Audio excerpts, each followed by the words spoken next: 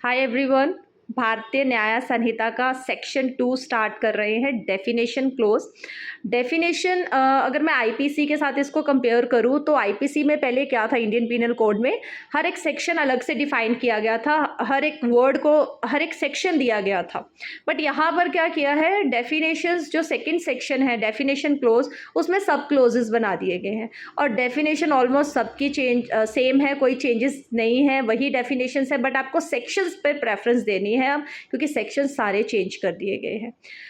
अब सेक्शन 2 में जो हमारा सबसे पहला क्लोज है 1, वो क्या कहता है, act denotes as well as a series of acts as a single act.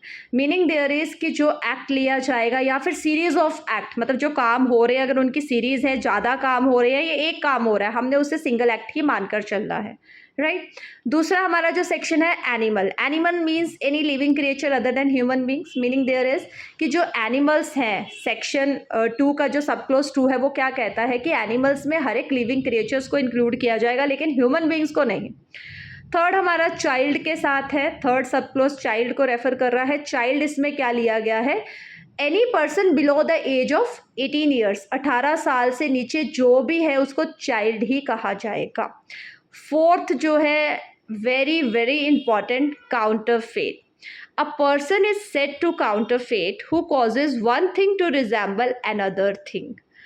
अब एक पर्सन है, कब कहा जाएगा कि इसने काउंटरफेट किया है, जब वो एक चीज़ को दूसरी चीज़ के साथ रिजेंबल कराने की कोशिश कर रहा है या करता है, राइट। कि रिजेंबल इन सेंस कि अगर वो एक्चुअल में जो चीज़ है वो ओरिजिनल नहीं है, बट वो उसकी कॉपी कर रहा है, उसको ट्राई कर रहा है हूबहू सेम बनाने की।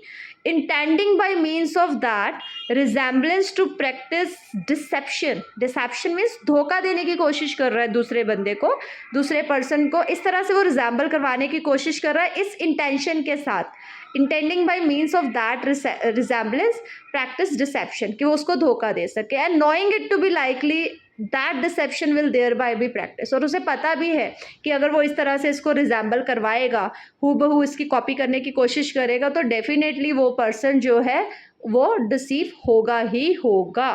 तो इसके कुछ एक्सप्लेनेशंस हैं, उनको डिस्कस करते हैं।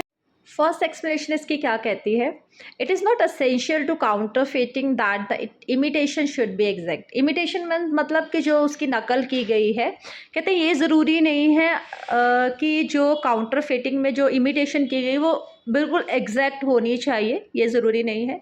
दूसरा एक्सप्लेनेशन क्या कहता है कि when a person causes one thing to resemble another thing and the resemblance is such that a person might be deceived thereby, it shall be presumed until the contrary is proof.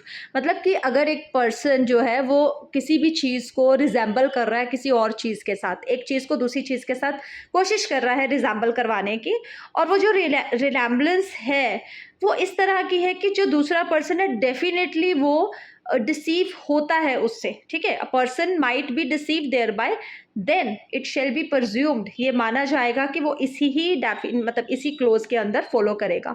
Until the contrary is proof, मतलब अगर कोई और इसका proof आता है तो contrary हो जाता है तो अलग बात है। अदरवाइज अगर मतलब उसने थोड़ा सा भी चेंज किया है, लिटिल बिट चेंज किया है और उससे रिजेंबलेंस हो रही है, मतलब कोशिश की है उसको पूरा रिजेंबल करने की, और उससे वो पर्सन डिसीव हो सकता है, तो डेफिनेटली वो इसी ही कैटेगरी में, इसी डेफिनेशन के अंदर फॉल करेगा। तो नेक्स्ट डेफिनेशन इस लेक्चर की जो हमारी लास्ट डेफिनेशन है दैट इज कोर्ट। कोर्ट में क्या लिया गया है, कोर्ट मीन्स अ जज who is empowered by law to act judicially alone. Court में मतलब पहला मीनिंग क्या दिया गया है कि एक सिंगल जज है, अगर उसे लॉ की तरफ से पावर मिली है कि वो जुडिशरी एक्ट कर सकता है अकेला, तो वो कोर्ट कहलाएगा।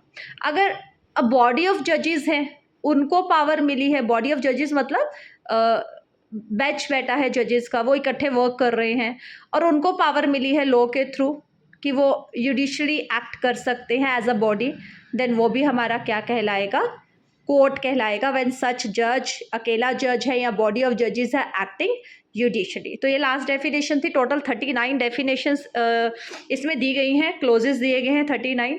तो सबको एक लेक्चर में फिनिश करना इट्स नॉट पॉसिबल, तो नेक्स्ट लेक्चर में फिर आगे वाली डेफिनेशंस करते हैं। अगर वीडियो अच्छी लगी हो तो प्लीज़ इसको सब्सक्राइब कीजिए चैनल को, एंड डेफिनेटली शेयर तो ज़रूर कीजिए। Thank you.